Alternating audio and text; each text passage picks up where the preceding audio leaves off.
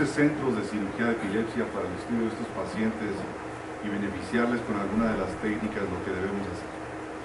Entonces, lo que les voy a hablar es prácticamente, no de técnicas específicas, pero sí cuál es el problema de salud pública que tenemos y cuáles son las características particulares de los pacientes que tienen epilepsia del lóbulo temporal. Quisiera empezar esta plática en un homenaje a don Sergio Gómez Yata, en paz descanse. El hombre fue jefe de servicio de neurocirugía de esta institución por unos 30 años. Pues fue un gran anatomista, de la escuela vieja de anatomía, de la que mucha gente posteriormente continuó, pero su frase más célebre, o que me gustaba joder en los días, era esta: la experiencia es igual a la suma de los errores. Yo creo que esto es importante en anatomía y es importante en cirugía. Sin embargo, yo preferiría cambiarle esto. La suma de los errores es el estudio que tenemos. Entonces, les he traído a esto, del cajón de trastes: la experiencia es temporal y la estupidez es para siempre. Así que ubíquense y no se muevan mucho en el asiento, a ver cómo se sienten. Pero yo los invito a que con el estudio de los libros, el horizonte que tenemos es totalmente distinto y cambiamos la voluntad de hacer las cosas en beneficio de los pacientes. La epilepsia del lóbulo temporal tiene dos problemas. El primero es, ¿qué es esto de epilepsia del lóbulo temporal lateral y qué es esto de epilepsia del lóbulo temporal mesial? La mesial es la forma más común de epilepsia. Esta forma fue descrita en 1888 originalmente, luego Kipling Jackson le dio una repasadita y luego Wilder Penfield se hizo famoso estudiando las epilepsias del lóbulo temporal. Entonces, ¿por qué es la más común? Porque al momento del parto, y este es un artículo seminal de 1933, en el que primera vez se describe en el mundo que la compresión lateral en el canal vaginal produce estrechez, constricción y afección de las estructuras mesiales del lóbulo temporal contra el tentorio, y eso provoca esto, que es una cicatriz glial dentro del hipocampo, como previamente lo vieron en imagen anatómica.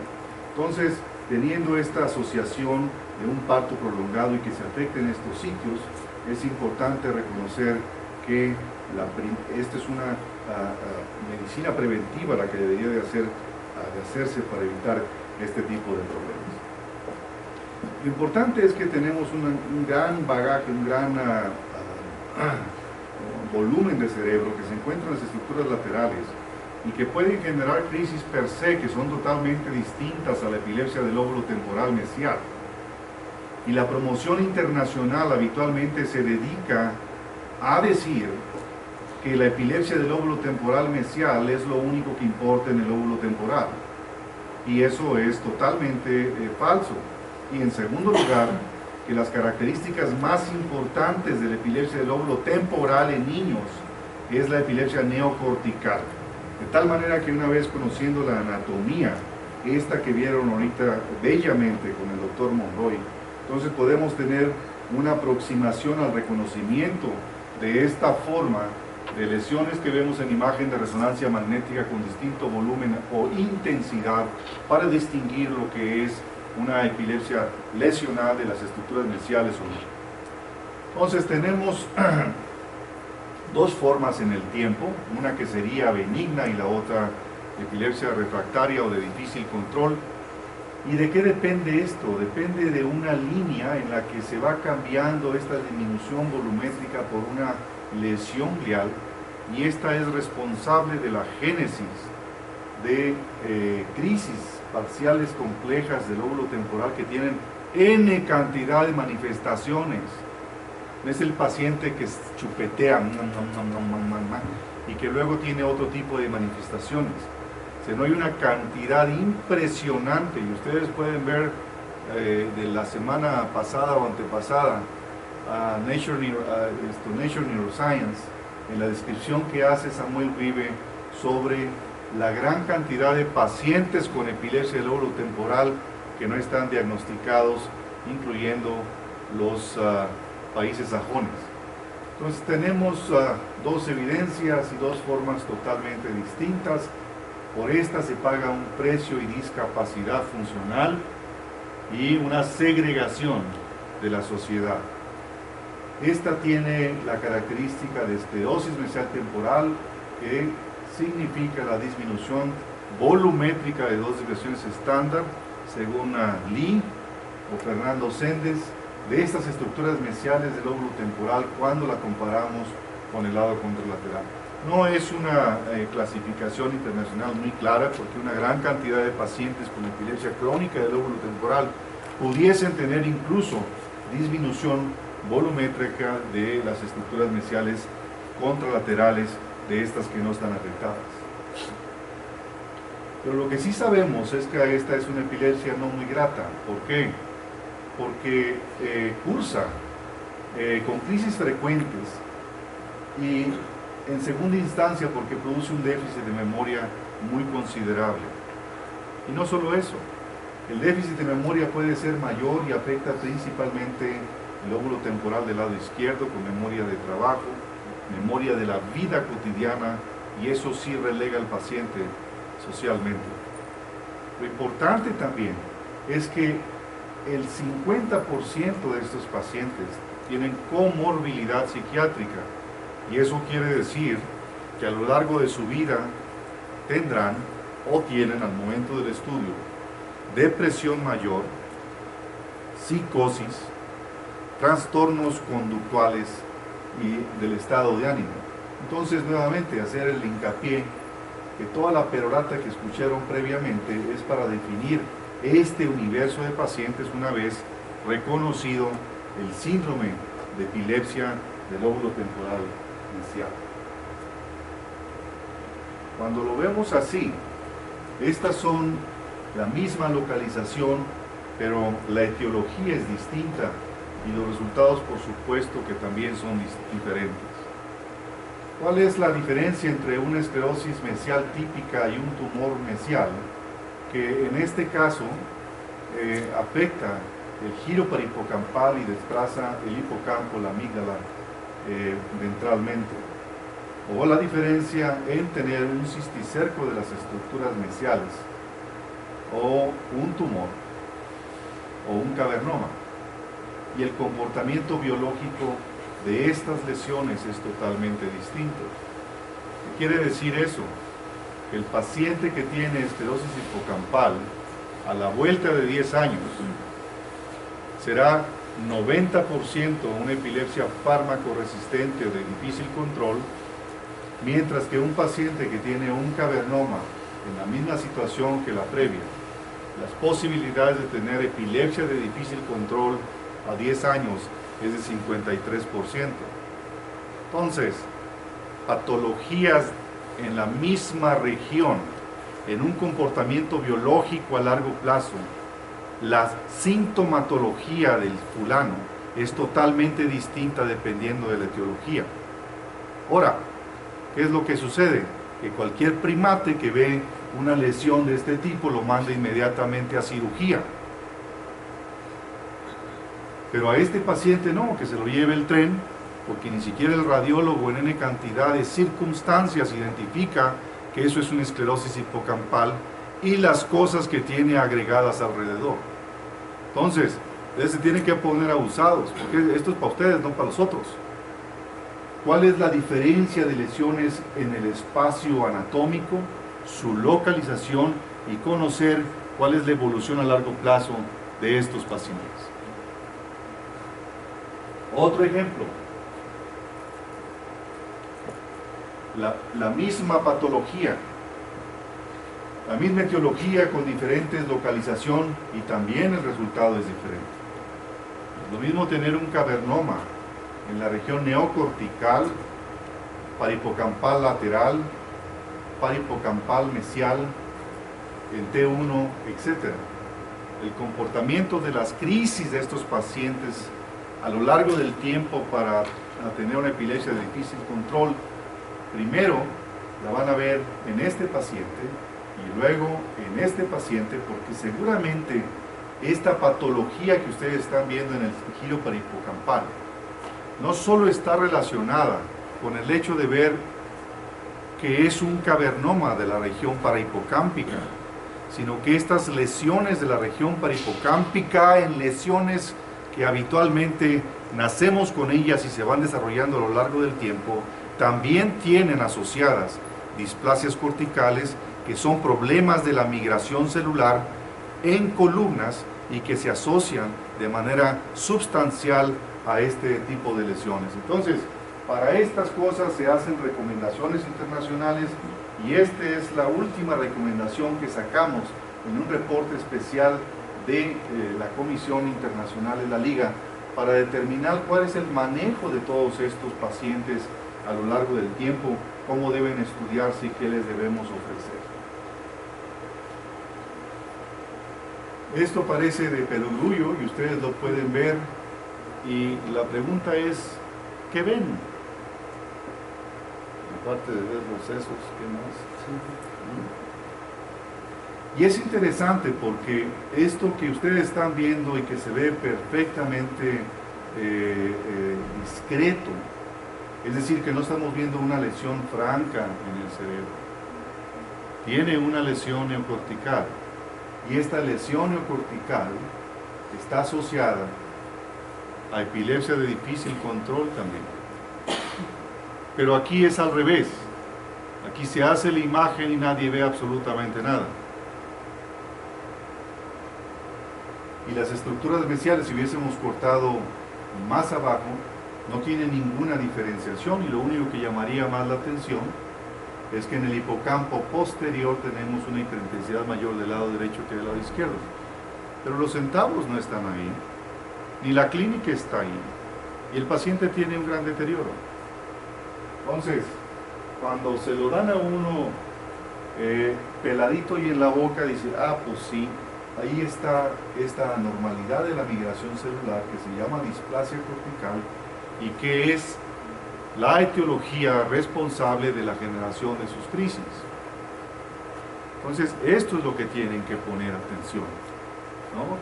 Si yo los paso a que pase todo un día, y si todos los pacientes de ese día en el servicio de neuroimagen de esta institución, y solo se hicieran pacientes con epilepsia del lóbulo temporal, el 60% de esos pacientes iban a ser reportados como normales o sin alteraciones típicas, clásicas o dependientes de la etiología de ese paciente. Y este se supone que es un centro de gente pues, que le sabe más o menos al mitote de las neurociencias. Pero esto es lo que sucede, no solo en esta institución, sino en el mundo. Entonces, hay que aprender a estudiar patologías, hay que aprender a estudiar imágenes para ser responsables y poder orientar a quienes nos dedicamos a esto, a tomar decisiones con mayor premura.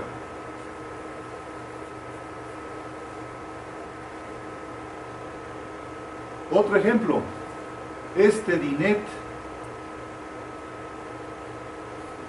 pues cualquiera, ¿no? Bolovanes somos buenos para ver, y más si tienen un colorcito distinto. Entonces, este DINET son lesiones altamente epileptogénicas. Y hoy sabemos por la arónica que el 60% de estas lesiones están asociadas con displasias corticales. Entonces, moraleja, el neurocirujano que opera pelotitas de este tipo, lo único que va a hacer es quitar eso, pero no va a quitar el tejido circulante responsable de la generación de crisis. Entonces la talacha fue de medio pelo. ¿Por qué? Porque a lo mejor cumplió con el compromiso de tener un control total de la lesión, pero no de las crisis, porque el tejido perilesional tiene trastornos de la migración asociada, y este es el mismo caso. Pero en el caso de arriba, ¿quién da más? Estos son casos de la vida real. Era una puñetera novela hace muchos años, ¿no? Casos de la vida real. Entonces, cuando uno ve esto, hay que tener mucho cuidado porque en ocasiones no es tan claro. Y la anatomía tiende a ser muy parecida. lo único que podemos decir aquí de manera clara y contundente, y esto lo traje a colación y con jiribilla, cambiando los colores, porque esta es la forma que aprendimos hace 20, 30 años esto, que las estructuras, que el stem temporal, es decir, todo lo negrito que ustedes ven ahí, el brócoli que ustedes ven ahí, los bracitos del brócoli que ustedes ven ahí, está más gordito y está más prieto. El del lado contralateral es más delgadito y está menos intenso la coloración. Pero si uno sigue la anatomía brazo por brazo, pues se ve más o menos igual. Probablemente aquí esta zona llama la atención porque lo negrito no llega hasta las estructuras corticales. Entonces, ¡hey! ¿Lo ve? Entonces esto es importante que lo vean. Cuando uno lo ve con la flechita, entonces resulta que sí es muy evidente. Y en este caso es peor, porque este es un tumor, es un ganglioma. Ahora, el ganglioma, para acabarla de tiznar, no solo tiene el problema del DINET, del disembroplástico primitivo. Muchas gracias. Perdón.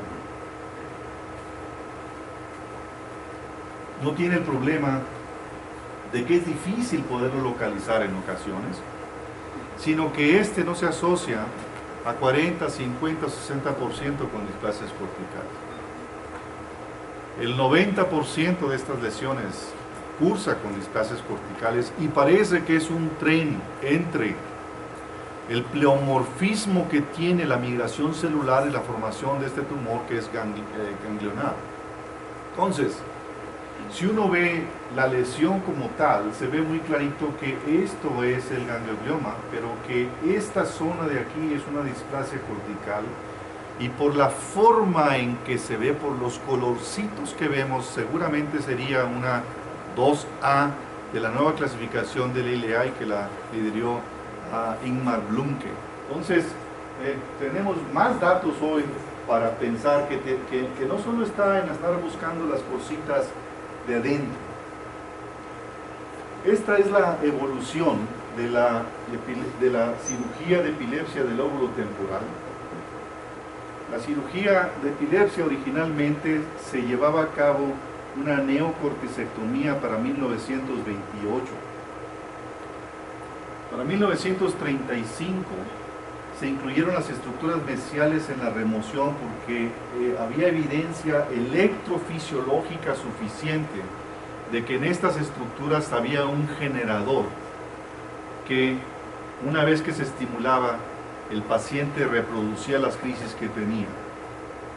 Pero aquí los voy a parar así de sopetón y veremos cómo andábamos. Cuando el Wilder Penfield hacía la resección de la neocorticectomía antes de que se fundara en el Instituto Neurológico de Montreal, en el Hospital Royal Victoria, resulta que estos pacientes de la neocorticectomía tenían exactamente el mismo resultado quirúrgico que los pacientes que le hacíamos resecciones, que hoy les hacemos resecciones mesiales exclusivas puras.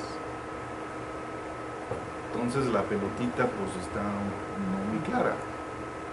Si a esta yo le desaferento el stem temporal, el de la cara órbito-temporal, el resultado es prácticamente igual a este. Si a este le quito el giro parihipocampal, las posibilidades de mejoría de sus crisis se incrementan 10 puntos porcentuales más. Y luego, para 1958, don Pablo Niemeyer de Sao Paulo introduce un abordaje transcortical T2 para llegar y remover las estructuras mesiales del lóbulo temporal. Pero el viejo lo hacía así de eyeballing, ¿no? Es decir, cirugía sin microscopio, y los resultados eran exactamente igual que la cirugía previa, pero desde el punto de vista anatómico menos destructivo. Aunque resulta que cuando uno ve las imágenes posoperatorias a largo plazo, la desmadrectomía de esta cirugía era exactamente igual a lo que hacíamos previamente. Y esto es clásico porque el recurso que se tenía era un separador. un separador de tripa, entonces no había cosas muy bonitas y sofisticadas como hoy. Y entonces lo que aprendimos de estos casos es que a la vuelta del tiempo, la desconexión de las estructuras mesiales degeneran el resto de la neocorteza, y la razón fundamental es muy clara, porque tiene n cantidad de proyecciones recíprocas una u otra. Y luego aparece Gass y Yazerhill en 1982 con un abordaje interesante pero puramente vascular, hacer la remoción de las estructuras mesiales. Y el Gass y el Wiesel dicen que no, que por aquí les va muy bien, que no pasa absolutamente nada. Y resulta que sí pasa harto. Uno, que las remociones de este abordaje son más pequeñas y limitadas al tercio anterior. Dos, que las lesiones que se pueden tener vasculares siguen existiendo y teniéndose. Tres, que la premisa de decir que el paciente no va a tener una cuadrantanopsia no es tan real. Entonces en el artículo del 82 fue medio chaquetón, pero en el 87 reconocieron que sí había lesión a la vía óptica. Entonces, ni tan, ni muy. Y luego llega mi profesor André Olivier y dice, no, vamos a hacer un abordaje transsulcal entre T1 y T2 y vamos a hacer una remoción de las estructuras mesiales. Aquí ya tenemos 4 eventos, 4 formas de llegar al mismo sitio, y los resultados son prácticamente iguales. Entonces, si este abordaje también daña el asa de Meyer, nosotros pensamos, y esto es de nosotros, de a partir del 99, en que un abordaje basal T3 nos permite hacer la desconexión neocortical basal, donde más problemas de displasias corticales tenemos, hacer la remoción de las estructuras mesiales en su extensión, simplemente moviendo el microscopio así, en este sentido y en este sentido. Y podemos obtener una desconexión, una resección completa hasta el tercio posterior del hipocampo, hasta su deflexión. Y el otro fenómeno es que el asa de Meyer va aquí. Todos estos abordajes selectivos tienen la misma posibilidad de lesionar el asa de Meyer y de provocar una cuadrantanopsia. La cuadrantanopsia es una lesión al asa de Meyer en la cual no discapacita al paciente si el paciente tiene visión estereoscópica, es decir, si tiene visión bilateral. Pero cuando se va a percatar el sujeto que tiene una disminución del cuadrante superior, cuando cierra un ojo y entonces dice, caray, pues sí, no veo con eso. Si el tipo es tuerto, pues ya se tiznó, porque entonces sí lo va a notar. Si el tipo le gusta al tiro al blanco y cierra el ojo, pues ya se fregó, porque también va a tener la limitación. Pero en términos generales, esta no es una lesión que discapacite al sujeto, y en los países desarrollados el paciente puede incluso manejar.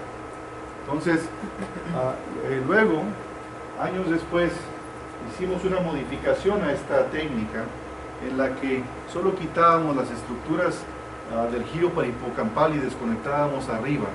Entonces el paciente parece ser que a largo plazo tiene una buena evolución, y eso estamos esperando resultados a largo plazo.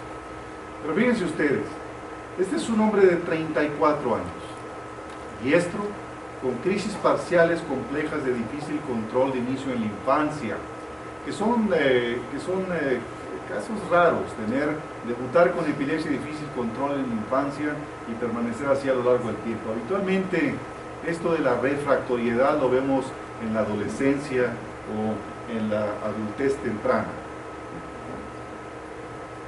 Pero había tenido de niño historia de crisis febriles sin crisis generalizadas, Polifarmacia, 8 combinaciones ineficaces, dosis de caballo, tope.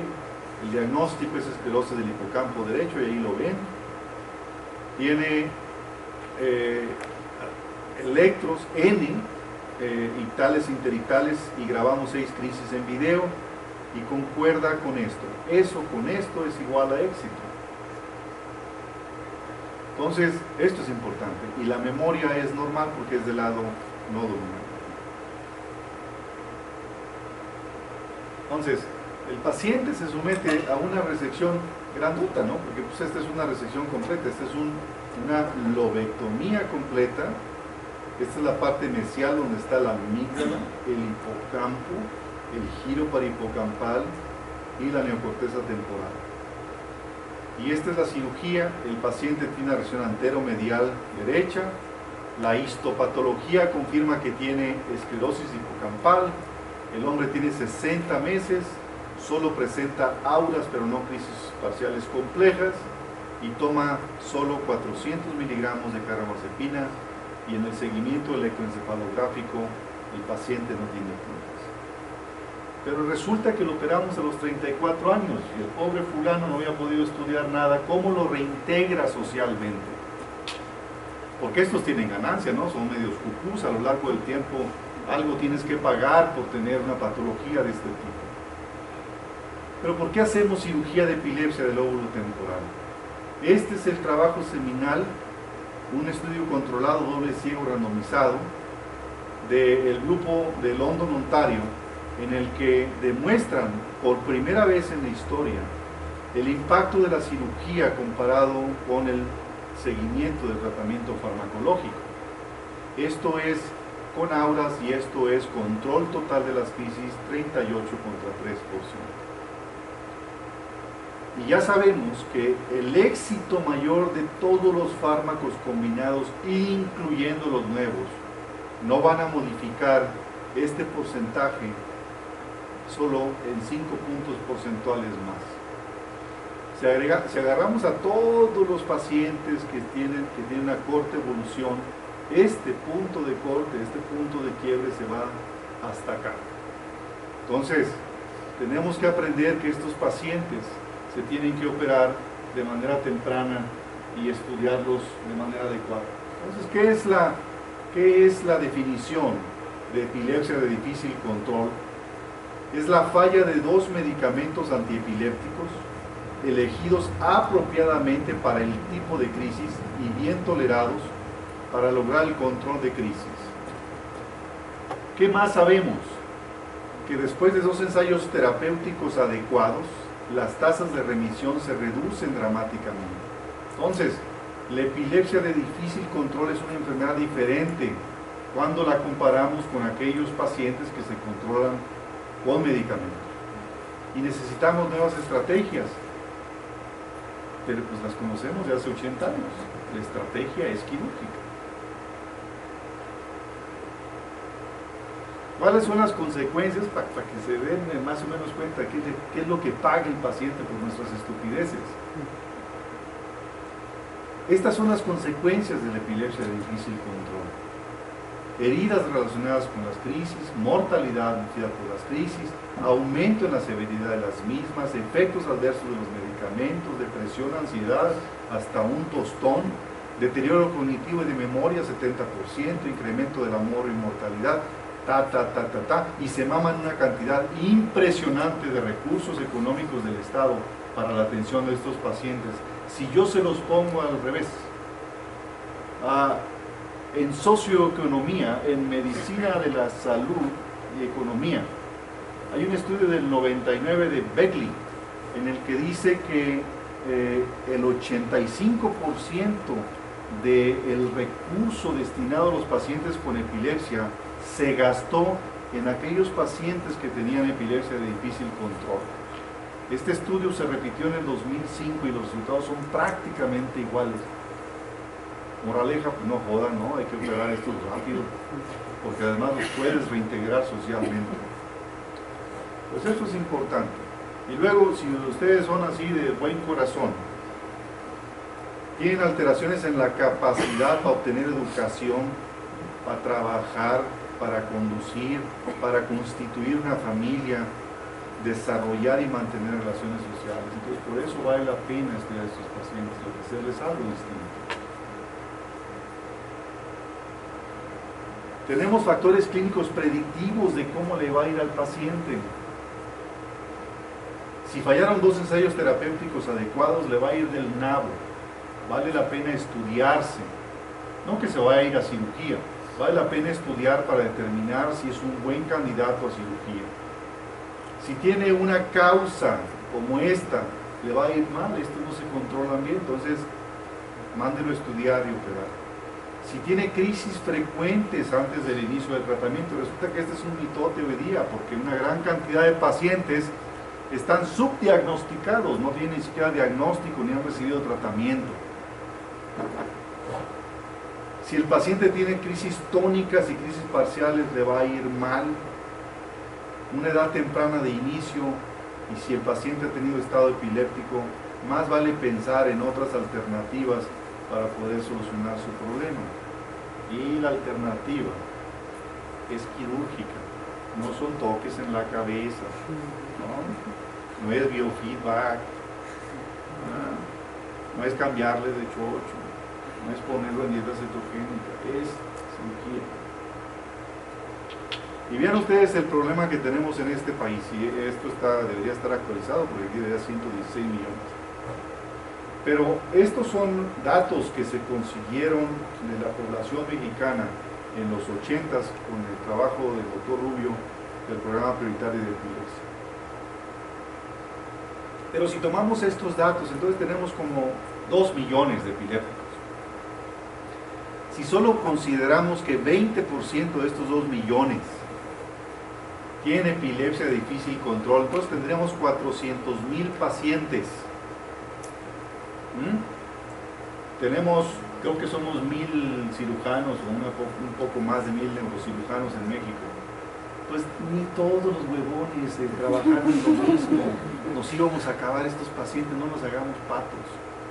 Y este que se supone que es un centro grande de cirugía de epilepsia, el 4º reconocido en el mundo por la liga, que operamos 100 al año, 120 al año, y muy a blanquillo. Ahora con el Prodigy que los esconde, pues no podemos operar más. Pero estos son datos interesantes para ustedes. 1 de cada 3 pacientes tiene una epilepsia de difícil control. La mitad de estos son potenciales candidatos a alguna forma de cirugía. No quiere decir que se tiene que hacer una cirugía resolutiva.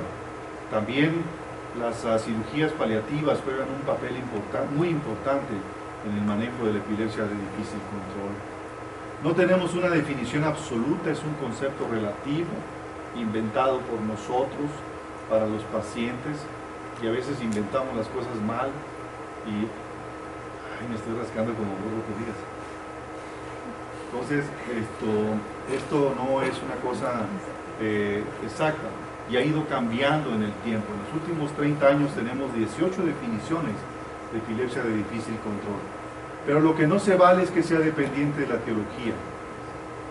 Porque cuando cualquier médico ve una lesión así, le importa un pito la epilepsia. Lo único que quiere saber es que tiene una bola en la cabeza y que esa bola le está causando problemas y que le va a crecer y que se va a morir y que van las pitas. Y a este paciente que tiene una esclerosis hipocampal, la ven y ni pío dijeron. Entonces, este paciente debería ser igual a eso. Le resolvemos el problema rápidamente, y nos esperamos en promedio 25 años para resolverlo, y eso no se vale. Pues resumen de la perorata hasta aquí. Los medicamentos seguirán siendo importantes en el tratamiento de las epilepsias.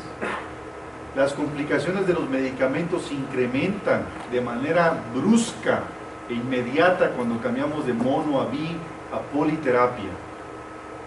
Y si se consigue el resultado, si no se consigue un resultado satisfactorio de manera temprana, debemos considerar otras opciones. Y ustedes pueden ver el precio que paga el paciente por las crisis y los medicamentos. Entonces tenemos para la cirugía de epilepsia criterios generales que son obligatorios, que sea una epilepsia de difícil control y que sea un síndrome epiléptico quirúrgicamente, y esto tampoco no es tan así.